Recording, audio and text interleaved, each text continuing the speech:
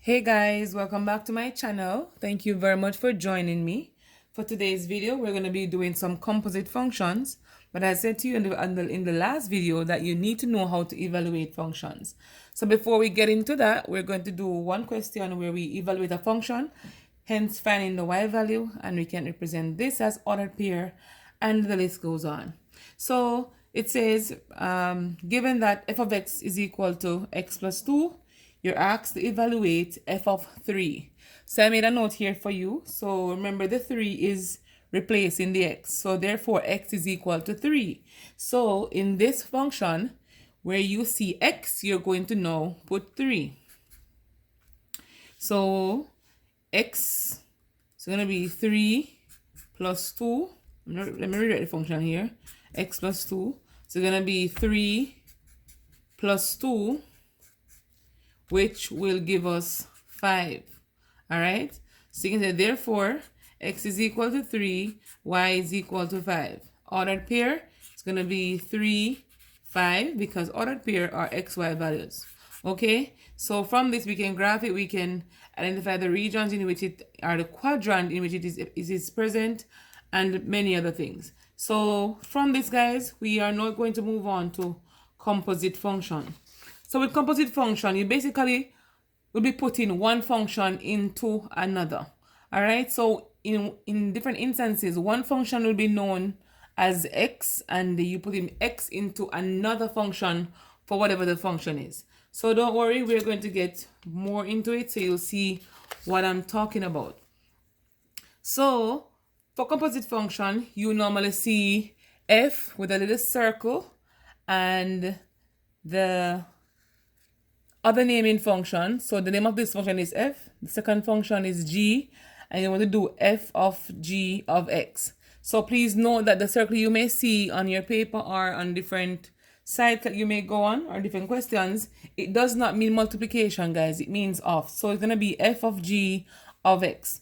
All right. And this can also be rewritten as f in parentheses, but here I have square brackets just to show you that I'm replacing the g of x for x. So what we do, guys, is to work outwards, inwards, or outwards, inwards. So we have to plug the g of x function into the f of x function.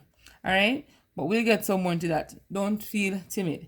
All right. So the next one we have is g of f of x. And it can also be written as f of x function be plugged into the g function. All right. So let's get right into it. So the first one I have for you is saying f of x is equal to x plus 2 and g of x is equal to 2x plus 1. So you're asked to evaluate. Let me write the word evaluate here. So you're asked to evaluate f g of x. So remember, what we normally use to, guys, is to say f of x, or we see g of x. So with this composite function, you are expected to put the g of x function into the f of x function. So what we basically do, I'm going to break it apart here. So since the f of x function is x plus 2 and the g of x function is 2x plus 1, basically, where you see the x in the f of x function, you're going to put all of this g in it. So all of this g here, where you see 2x plus 1, you're going to be replacing it right here for the x. So with this, you will get 2x plus 1 plus 2. So let me say it again.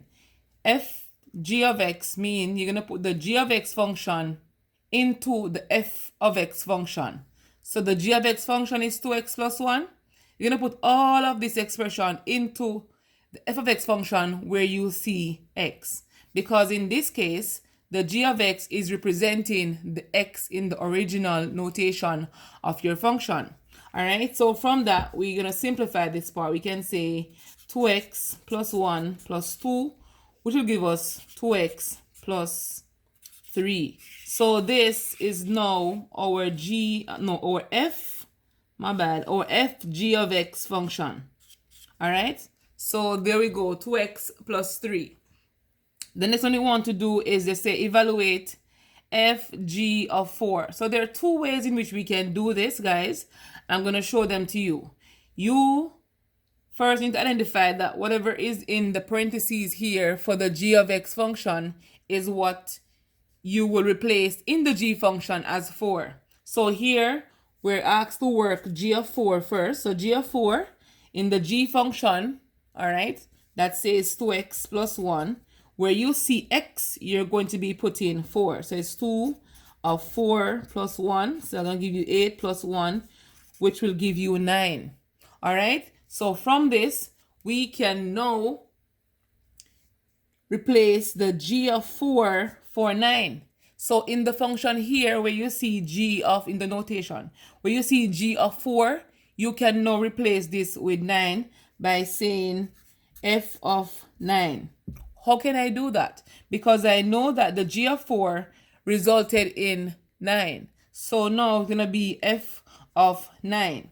So this means in the f function, which is x plus 2, where I see x, I'm going to put 9. So that's going to be 9 plus 2, which will give us 11 for our answer. All right. Another way that this can be done is to identify the fg of x function, which is the fg of x function, which is the 2x plus 3. So I'm going to rewrite it here. So fg of x is equal to 2x plus 3. All right. So in this simplified version of the function, we are now going to replace the 4 where we see x. So for fg of 4, where we see, let me fix it, where we see x here, we're going to be replacing that with 4. So it's going to be 2 times 4 plus 3. 2 4 is 8 plus 3, that should give us 11. So as you can see, guys, the two final answers are basically the same thing. So you have options on how you want to work this. All right. I hope it was clear. If not, don't be afraid to leave me a comment and I'll be happy to do another video, share another method, just to ensure that you understand what to do. All right, guys. So with the same function, we are asked to denote g f of x. All right. So let me bring the paper a little down. G f of x. So with this, guys, what we need to do is the same procedure that we performed earlier, where we need to know the f of x function. We're going to plug it where we see x in the g function. I always like to break them apart so you can see exactly what you're doing. And if you are expert at this, you don't have to go ahead and do all of that. So remember, the f of x should go into the g function. So the f of x is saying x plus 2. So this is now our x. So in the g function where I see x, I'm now going to put x plus 2 right here. All right. So g, f of x, so many letters, will be 2 parentheses. Now we're going to put in this value, x plus 2 plus 1. All right. So x is now x plus 2. So I put it right here, plus 1. Okay. So from this, I can simplify by expanding the parentheses. So that will be 2x plus 4 plus 1, which will give me 2x plus 5. So my g f of x function is now 2x plus 5. All right. I hope that part was clear for you. The second part asks us to evaluate g f of 2.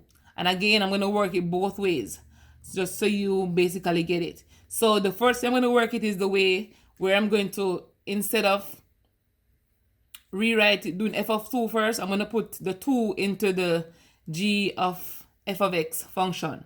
So I'm going to recall that the g f of x function is 2x plus 5. So here, where I see x, I am now going to put 2. All right. So it's going to be 2 times 2 plus 5, which will give us 2 2 is 4. 4 plus 5 is 9. Okay, so that's our answer when we do the g f of 2 into the g f of x function.